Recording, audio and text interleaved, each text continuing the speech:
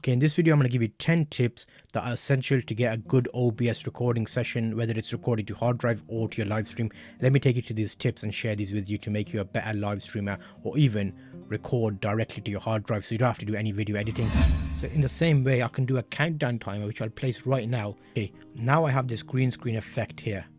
But if you go into 5-minute timer here, right click on it and do filters, and effects filters, you can do an add chroma key effect. Call it chroma key, okay, close, and now you'll see that timer's come up there and it's actually see-through. In the same way, you can have a subscribe button like I showed you a little while ago. I'm just clicking that in there, so I have multiple things in there, which means I don't need to edit. I can resize those.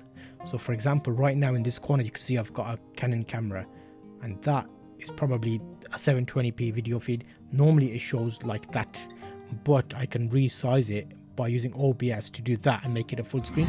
So here's a thumbnail. I can just throw that onto my screen, and now I have a picture here which I can use as part of my tutorial and say talk about the picture. That could be a video, that could be a link, that could be a number of different things. Get rid of some of these from a previous video that I made. I normally put extra frames on here, so you can see if I turn the frame off, there's no guideline around those little white lines.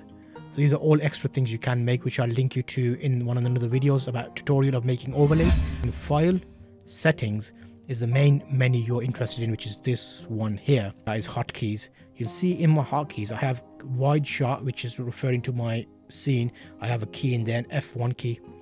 And what that's good for is if I press F1 now, that hotkey means I can switch over to this camera. If I press F2, it switches over to that camera. So that's what the hotkeys offers. You could put a key in there, whichever key you press while the live stream is running, you can actually switch to that camera or scene or desktop or whatever you're showing on that scene. Settings, and then here you can see I've got output and a video. In the video it's set at 1920 by 1080. The next thing we want to do is add sources. Do plus, and let's add something like a video capture device. I'm going to call this my camera, just so you know what it is, and do OK.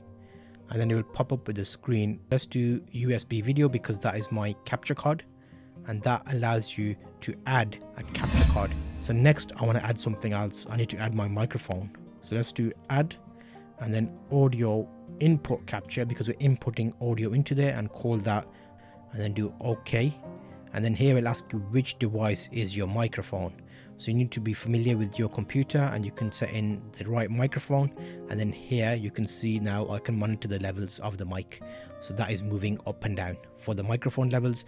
And here there's a few tips that you can turn your volume down, you can turn it up, you can click on the speaker which stops the mic, turns it on. So which you go to file, settings, and then this box appears here. A separate one for Reddit streaming, and that's the streaming service. You can select the drop down box and change that to YouTube or Twitch or whatever you use. And then output is recording the file, which is a second button here, which is start recording, which records to your hard drive. So you can live stream to a live streaming location. So click live stream, start streaming, and that will stream. At the same time, you can do start recording, and that will record it to your hard drive. So looking on here, recording settings, I've got a file path here, which is where it says my videos, and then I've got a video bitrate. For Reddit it's lower, it's only 3500. I can make that more like 15,000. Yeah, 15,000, and that's better video bitrate for like 1080p video for hard drive use. So video editing software, you can actually set up OBS in a way which eliminates you having to use video editing software. So if you check out this next video that I've made for you about OBS, I explain how you can use OBS as a sort of video editing software.